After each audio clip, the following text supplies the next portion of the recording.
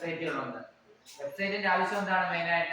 മെയിനായിട്ട് നമുക്ക് ഓൺലൈൻ ഷോപ്പിങ്ങുകളൊന്നും നമ്മുടെ പ്രൊഡക്റ്റുകൾ നമുക്ക് സെയിൽ ചെയ്യാൻ പറ്റും.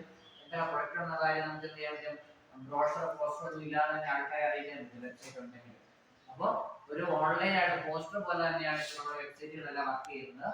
വെബ്സൈറ്റ് സ്ഥാപനങ്ങളോ കമ്പനികളോ ഒന്നുമില്ല. അപ്പൊ എങ്ങനെ നമുക്ക് AI ഉപയോഗിച്ച് വെബ്സൈറ്റുകൾ ഡെവലപ്പ് ചെയ്യാം എന്നുള്ളതാണ് നമ്മുടെ ടോപ്പിക്ക്.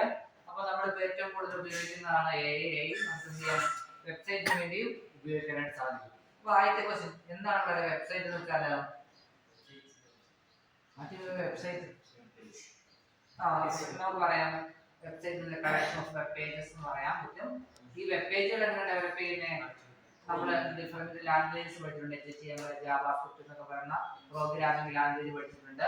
പിന്നെ കുറച്ച് ഡിസൈൻസ്, കളേഴ്സും ഇതെല്ലാം ചെയ്യുന്നതാണ് നമ്മുടെ വെബ്സൈറ്റ് എന്ന് പറയുന്നത്. അപ്പോൾ നമ്മൾ മെയിനായിട്ട് രണ്ട് കാര്യങ്ങളാണ് വെബ്സൈറ്റിനെ കുറിച്ച് പറയുന്നത്. ഒന്ന് നമ്മൾ കാണുന്ന UI